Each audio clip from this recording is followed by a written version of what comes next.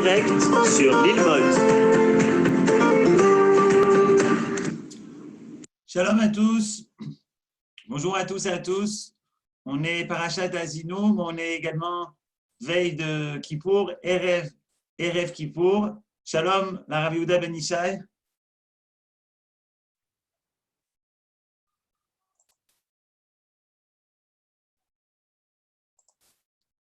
Rav Ben Ishai, vous nous entendez?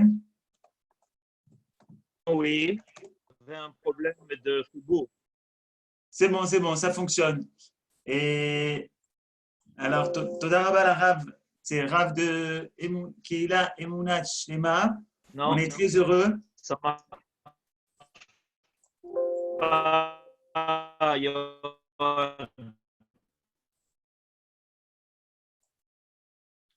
Parti. Alors, Shalom à tous. Le cours et les Leu Nishmat, vous l'avez, Rav? Oui.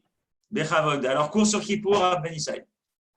Alfred Fraji Bitan, fils de Hanina et Shalom. Ce cours est dédié par sa fille Sarah Netanel. Ok. Alors, on va commencer précisément comme vient de l'annoncer notre ami. On est effectivement très peu de jours avant Yom Kippour et on va donc aujourd'hui parler en fait un peu de Yom Kippour pour s'y préparer, surtout que tout le monde se pose beaucoup de questions à propos de Yom Kippour. Comment ça va se passer? Qu'est-ce qui va se passer? Aujourd'hui, je voudrais faire avec vous l'étude d'un verset qui se trouve dans la Parashat Acharemot et qui est très bien connu.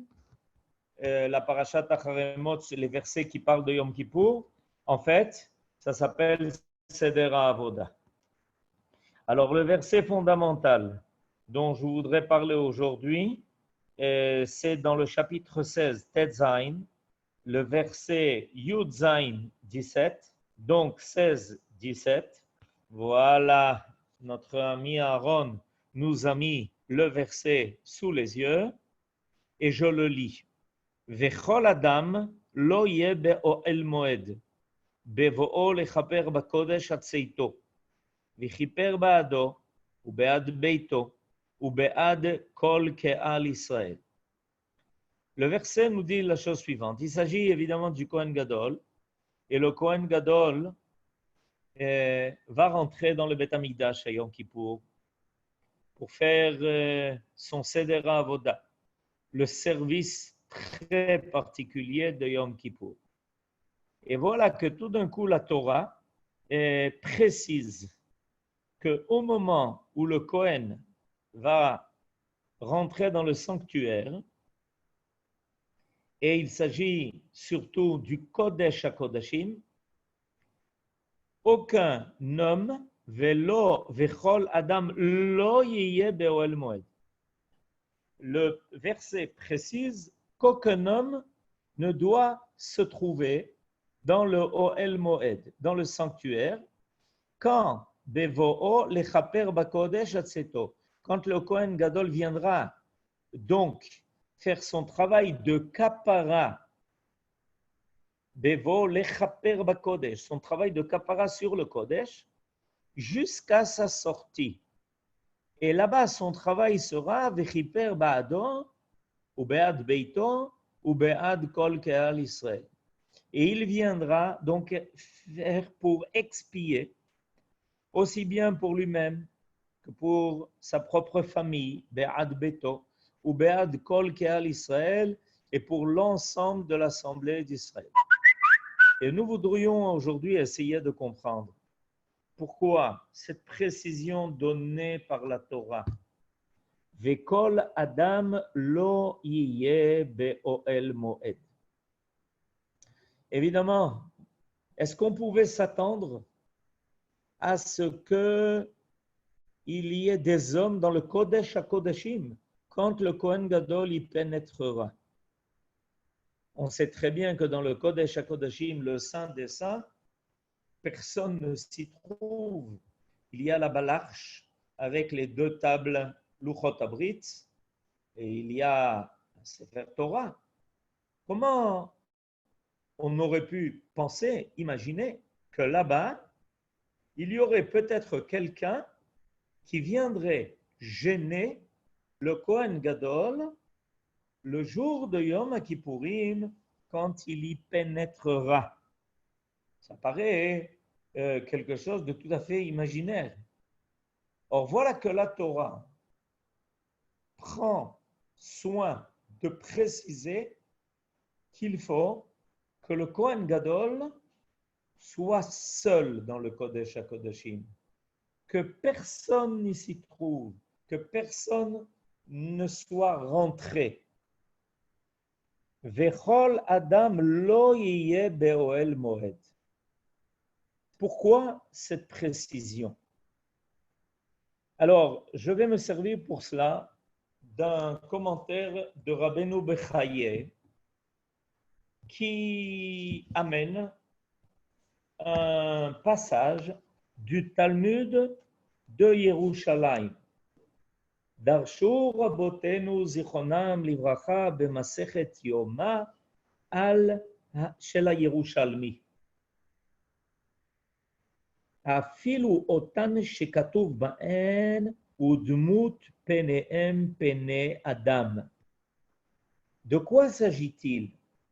Selon le Talmud Yerushalmi, dans le traité de Yoma, ce verset, cette indication, vient préciser, voilà, notre ami Aaron nous a mis Rabbeinu Bechaye sous les yeux, Toda Rabba, Kol HaKavod, Be'emet, on peut tout voir en direct.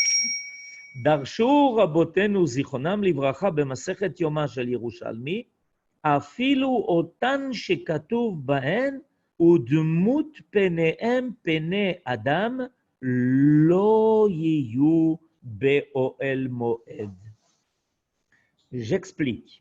Dans le premier chapitre du prophète Ézéchiel, comme c'est marqué ici, il y a ce que l'on appelle Maaseh Merkava. Maaseh Merkava, c'est la révélation la plus haute qui a été révélée à l'homme sur la présence de Dieu dans les mondes, ce que l'on appelle la vision du char céleste. Il s'agit évidemment de choses extrêmement profondes qui ont été révélées au prophète Ézéchiel et qui en général n'est pas enseignées. C'est-à-dire qu'il s'agit de choses très abstraites, très élevées, auxquelles très peu de sages ont eu accès, et ça ne s'enseigne pas. Il faut que la personne comprenne d'elle-même. Or, dans le Maaseh Merkava, il est marqué qu'il y a des anges qui ont une face d'homme. Alors, d'après le Talmud Yerushalmi, ça veut dire la chose suivante. Même les anges n'ont pas le droit d'accès au Kodesh HaKodashim, ces anges-là. Quand on parle donc dans le verset que Vechol Adam, aucun homme ne pourra y être, Vechol Adam lo yeh be'oel moed, il ne s'agit pas seulement d'hommes de la façon littérale, il s'agit même d'anges qui ressemblent à des hommes. Et même eux n'ont pas le droit d'accès au Kodesh HaKodashim, au Saint des Saints. Alors, Rabbeinu Bechaye nous dit, à partir d'un enseignement du Ramban de Nachmanide, il nous dit la chose suivante. Et je vous le lis, vous l'avez sous les yeux. Umane Edar, regardez, vous le voyez. Umane Edar, Kohen Gadol, Bama'ala Agdola Azot. Quel homme extraordinaire était le Kohen Gadol qui était arrivé à ce niveau tellement élevé, Ad she'afilu chayot hakodesh, à tel point que même les créatures divines extraordinaire, supérieur que l'on trouve dans la vision du char céleste, Mefanim lo makom le avodato, lui laisse la place, afin qu'il se retrouve tout seul devant le roi. Le roi, c'est ici évidemment Akadosh Baruch Hu, Veyavdenu beyichud. Et c'est lui seul qui a le droit et le mérite de le servir à Yom Kippour. On continue. Ki malach Hashem tsevaot hu. Parce que le Kohen Gadol, le jour de Yom Kippour, devient l'ange du Dieu des armées. Alors, qu'est-ce qui nous est dit ici? Ce qui nous est dit ici par Rabbeinu Bechaye, à partir de l'enseignement du Ramban, qui était un homme, qui était le grand Mekoubal des premières générations, il nous dit la chose suivante, c'est que le jour de Yom Kippour, le Kohen Gadol va dépasser, au moment où il va rentrer faire son service dans le Kodesh HaKodashim, il va dépasser le niveau des plus hautes créatures qui existent dans les mondes célestes. Et il y a ici quelque chose de phénoménal qui nous est transmis. Ce qui nous est transmis, c'est que le Kohen Gadol, d'un côté, est un homme. Il est tellement un homme qu'il n'a pas le droit de servir le jour de Yom Kippour s'il n'est pas marié. Un Kohen Gadol qui n'est pas marié n'a pas le droit d'officier le jour de Yom Kippour. Alors donc, on le veut bien un homme qui vit sur terre, un homme qui est marié, un homme qui a une famille. Sans ça, il n'a pas le droit à ce service divin. Et puis voilà qu'on nous révèle ce que la Torah nous dit là, c'est que cet homme-là va dépasser même le niveau des anges qui sont les plus élevés, ce que l'on voit se manifester dans le Maaseh HaMerkava, la vision du char céleste auquel a eu droit notre prophète Ézéchiel. Alors est-il un homme ou est-il à un niveau plus haut que les anges? Et bien voilà, on a maintenant le secret de Yom Kippour. Le secret de Yom Kippour nous est ici donné. Et il nous parle, il parle de nous, les Bnei Adam, qui nous élevons. Depuis Rosh Hashanah, pendant 10 jours, on va monter une échelle de 10 échelons, l'un après l'autre, l'un au-dessus de l'autre. Les 10 degrés de révélation de Dieu dans le monde. Et on va arriver à Yom Kippour au niveau le plus élevé, au dernier échelon. À cet échelon-là, les hommes, le Kohen Gadol est capable d'arriver, les anges non. Ils se trouvent au niveau le plus élevé de l'être créé. Ils sont tout près du Créateur. Et nous enseigne le Talmud Yerushalmi qu'ils sont obligés de faire place au Kohen Gadol.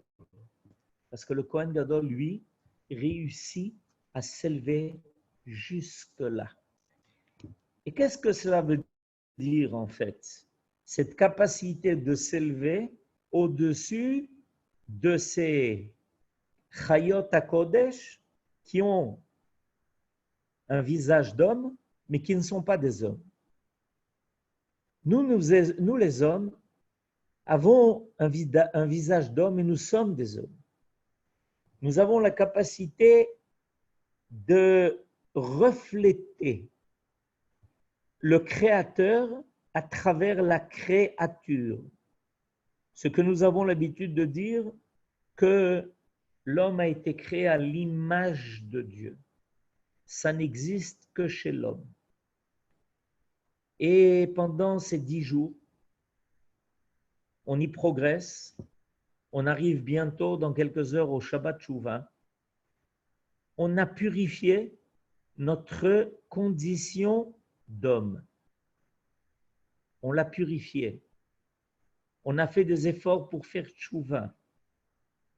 On a surmonté des hésitations, des difficultés. On a surmonté des épreuves. On a senti en nous la volonté d'être meilleur. Et petit à petit, on va dégager notre âme de tout ce qui l'emprisonnait, de tout ce qui l'empêchait de s'élever, de grimper jusqu'à son Créateur. Voilà que l'âme, à Yom Kippour, va rejoindre son origine. Elle va rejoindre le Olam, le monde d'où elle est venue. Notre âme, chacun de nous, est venu du monde le plus supérieur, du Olam Haba. Elle s'est révélée dans ce monde et elle a été emprisonnée dans notre condition d'homme. Évidemment, ça ne lui permet pas au début d'exprimer toute sa force, toute sa lumière, toute sa condition. Ça ne lui permet pas. Elle a beaucoup d'écrans elle a beaucoup d'écrans à faire apparaître et elle a beaucoup d'écrans à surmonter pour faire apparaître sa propre lumière. Et voilà qu'on y arrive étape après étape. Et qu'à Yom Kippour, le Kohen Gadol est en fait une âme qui s'est libérée de toutes les obligations d'ordre matériel.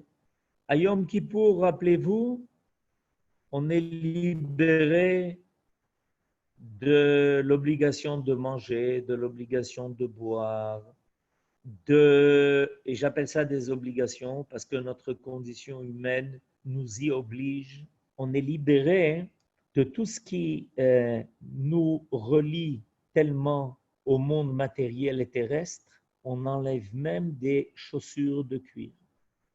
Le fait d'enlever ces chaussures veut dire qu'on se libère de cette nécessité de mettre une écorce à nos pieds pour pouvoir agir dans le monde où on se trouve. On se libère de cela. On se libère de tout ce qui nous entrave. Et le Kohen Gadol, qui est déjà depuis quelques jours dans le Beth Amikdash, à l'heure où je vous parle, le Kohen Gadol n'est pas chez lui. 7 jours avant Yom Kippour, il a quitté sa demeure, il a quitté sa maison et il a reçu une demeure dans le Beth Amikdash. Et pendant ces 7 jours, il va se concentrer, s'élever, se préparer à s'élever à un niveau qui est plus haut que celui des anges. Quand le Kohen Gadol va rentrer dans le Kodesh HaKodashim le jour de Yom Kippour, en fait, il fait rejoindre le Olam Hazé, notre monde, au Olam Haba. C'est-à-dire que ce qui, jusqu'à présent, faisait qu'il y avait un clivage entre les deux mondes, qu'il y avait un fossé. Ce fossé est surmonté. Le Kohen Gadol, qui est un homme ange, va tout d'un coup toucher au Olam Haba. Et seul, dans le Kodesh HaKodashim. Il va vivre ici en bas ce qu'est le Olam Haba en haut. Il réussit à mettre en contact les deux mondes. Quand on réussit à mettre en contact les deux mondes, le Olam Hazé, notre monde, et le Olam Haba, le monde qui est à venir, tout ce qui est manquant dans notre monde disparaît. Toutes les impuretés, toutes les imperfections, toutes les difficultés, tout ça est éclairé du monde total, du monde où rien ne manque. Et grâce à cela, le Kohen Gadol peut amener la kapara. La kapara veut dire littéralement un couvercle. Notre monde est couvert par le Olam Haba. Comme lorsque nous étions dans le désert, pendant 40 jours, et en fait, lui, les 40 jours que l'on connaît sur Terre correspondent aux 40 années qu'il y avait dans le désert. Pendant ces 40 années, Akadosh Baruch Hu nous a entourés de quoi? Des nuées.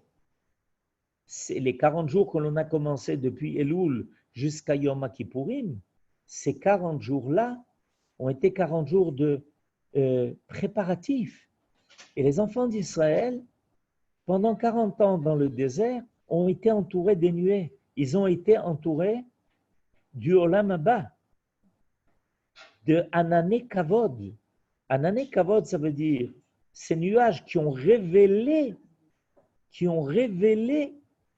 la splendeur divine, la majesté du roi. Et quand le Kohen Gadol va rentrer dans le Kodesh HaKodashim, dans le Saint des Saints, en offrant la Ktoret, il va créer un nuage.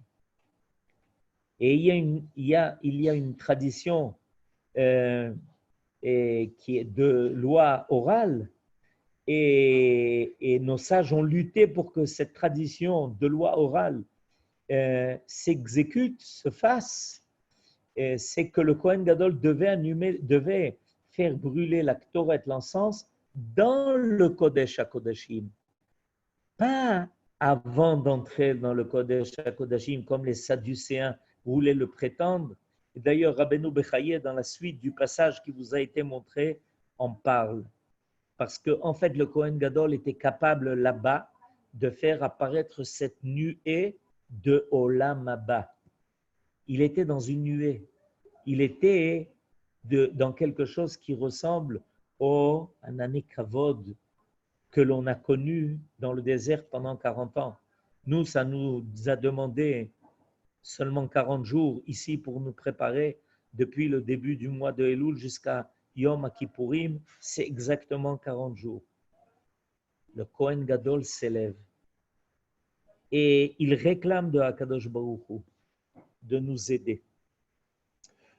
aider à réaliser le Olam Haba dans le Olam Hazé, de réaliser le monde idéal dans ce monde-là. Nous l'accompagnons. Évidemment, c'est pour ça que le jour de Yom Kippour, on est associé à lui. Nous prions à l'extérieur et le Kohen Gadol rentre au plus profond de la condition d'être, au plus profond de la création. Il rentre dans le secret de la création.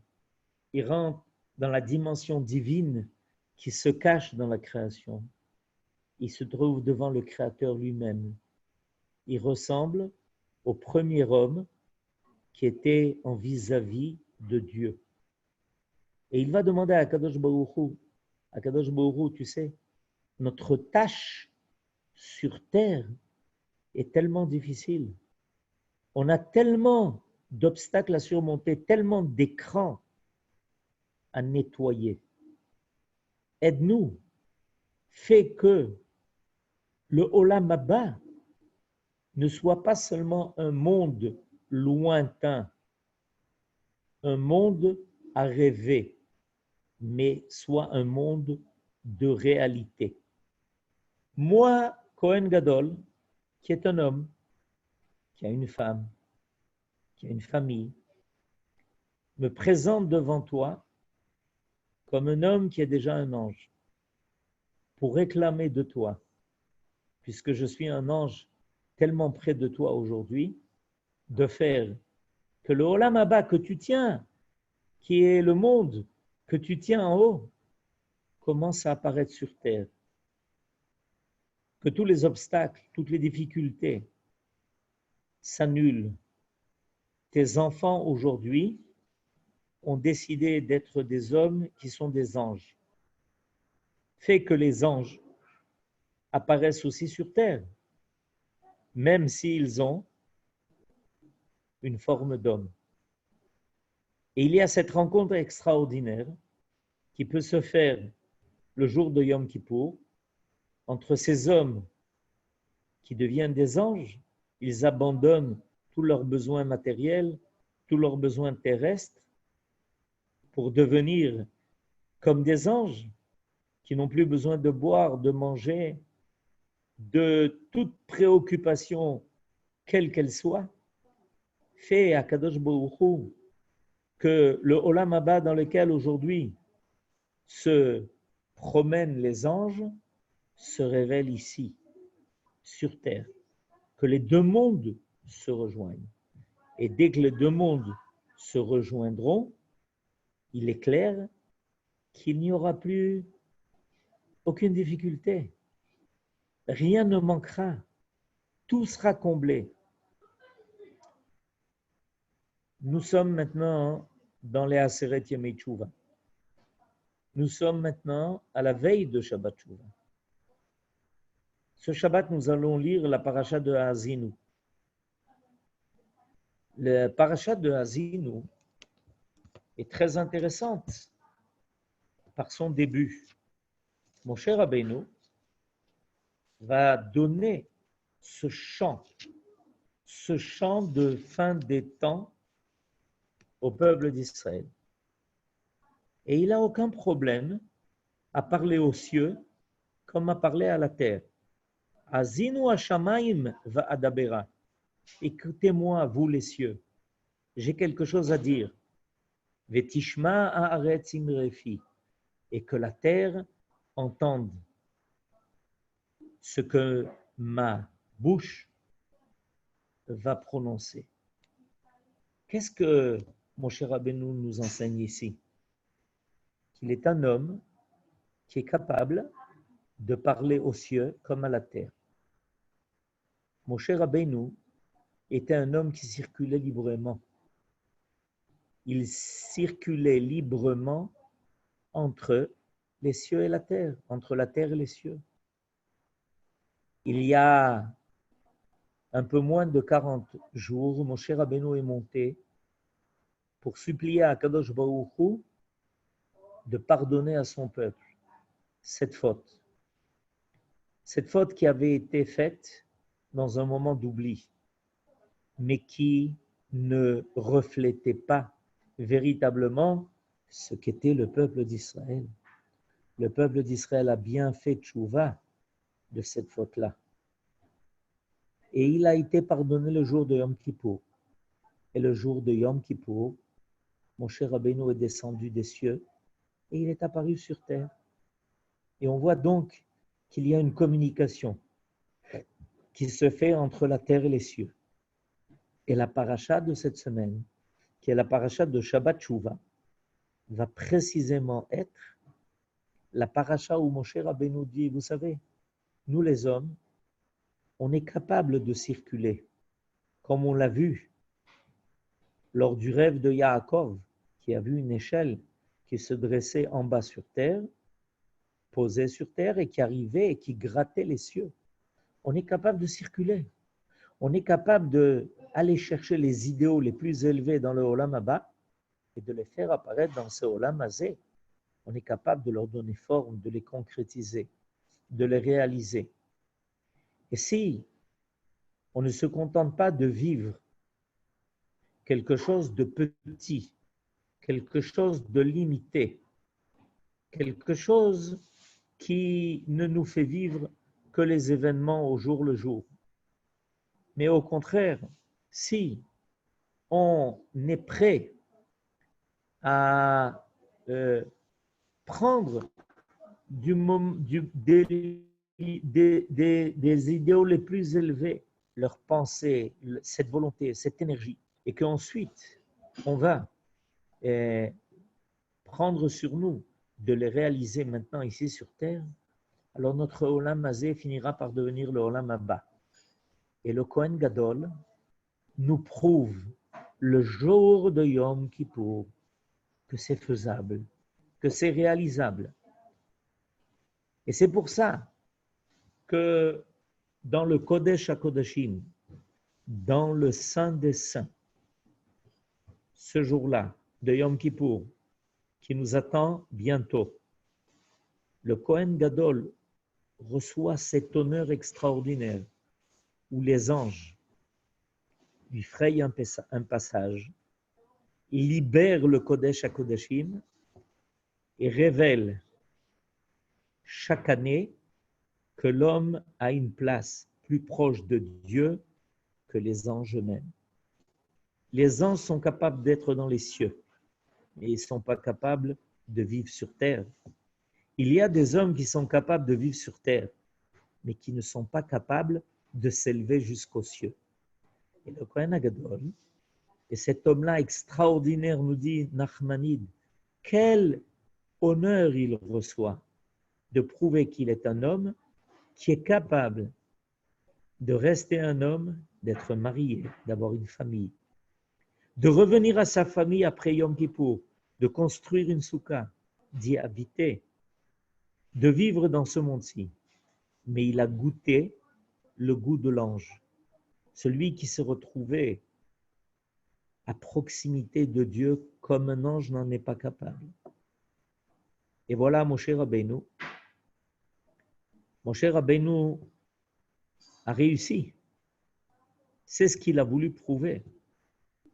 Moshe Rabbeinu a prouvé par sa propre vie et en faisant pardonner à Israël sa faute, que la faute que les Béné Israël avaient fautée n'était pas essentielle à leur condition, qu'elle était malheureusement la condition de tout homme qui vit sur terre. Mais qu'en s'élevant, on pouvait s'en libérer et on en a reçu la nouvelle, la bonne nouvelle, le jour de Yom Kippour. Probablement, étant donné ce que nous vivons aujourd'hui, on doit se préparer à ce que des lumières extraordinaires viennent éclairer notre monde, parce que si l'homme a surmonté de telles difficultés, ça prouve qu'Akadosh Baruch Hu veut lui faire acquérir des mérites qui lui permettront de se purifier pour pouvoir être en contact avec une révélation plus directe et plus grande de la divinité que celle à laquelle on a tellement été habitué, malheureusement, depuis la destruction du temple.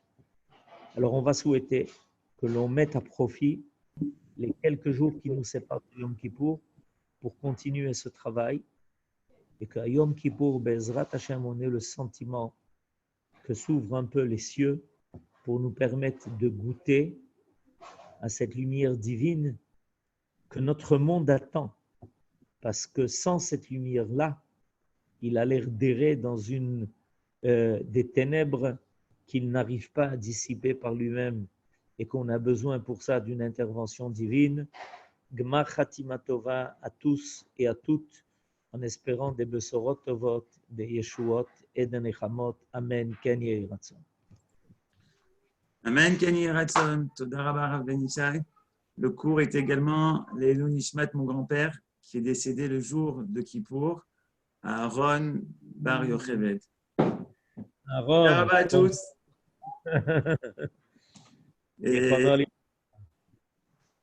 Gmar Chatima Tova. Et on finit avec Seder Avoda. de Ishaï Ribo.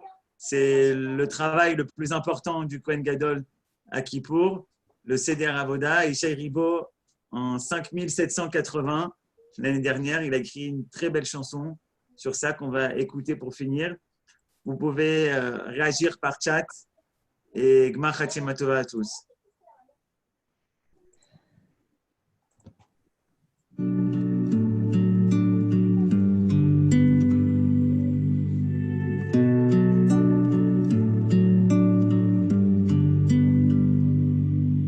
נכנס למקום שנכנס ועמד במקום שעמד, רחץ ידיו רגליו, טבל עליו ונסתפק. בא ממקום שהוא בא והלך למקום שהלך, פשט בגדי החול, לבש בגדי לבן, וכך היה אומר אנא השם, כפר לחטאים, לעוונות ולפשעים שחטאתי לפניך אני וביתי. ואם אדם היה יכול לזכור את הפגמים, את החסרונות, את כל הפשעים, את כל העוונות, בטח כך היה מונה אחת, אחת ואחת, אחת ושתיים, אחת ושלוש, אחת וארבע, אחת וחמש. ישר היה מתייאש, כי לא יכול היה לשאת את המרירות החטא, את הבושה, את הפספוס, את ההפסד. בכהנים והעם העומדים בעזרה, כשהיו שומעים את שם השם המפורש יוצא מפי, כהן גדול היו קוראים, משתחווים ונופלים על פניהם. ברוך שם כבוד מלכותו לעולם ועד.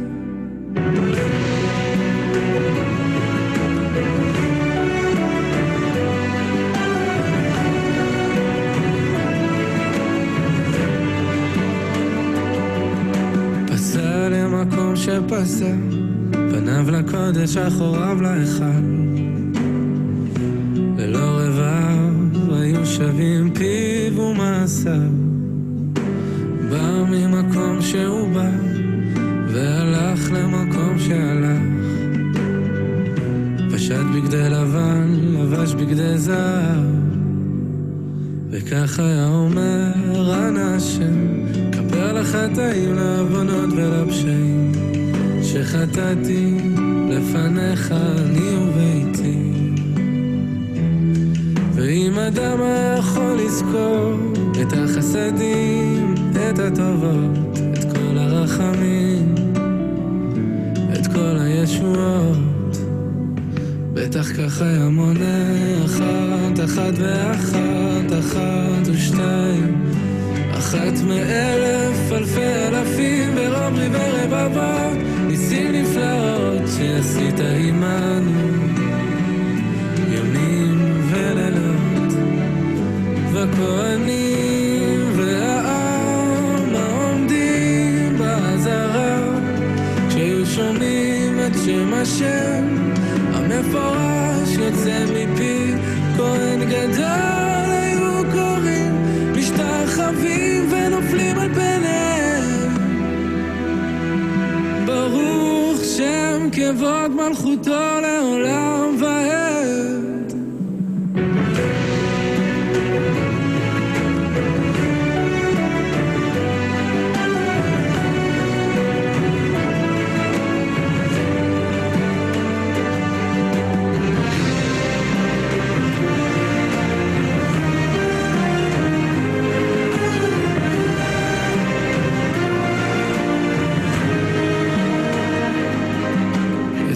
ממקום שיצא ורעד במקום שעמד, פשט בגדי זהב, לבש בגדי עצמו. וכל העם והכהנים היו מלווים אותו לביתו, ויום טוב לאוהביו כי נסלח לכל עדת ישראל. אשרי העם שככה לו, אשרי העם שהשם אלוקיו, אשרי העם שככה לו, אשרי העם שהשם אלוקיו, אשרי העם כאוהל הנמתח בדרם הים הרך שואל, כברקים היוצאים מזיו החיות מראה שואל, דמות הקשת בתוך הענן מראה כהן.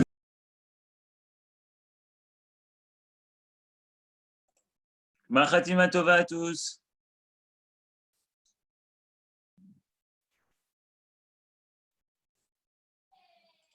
Voilà, pour ouvrir le micro.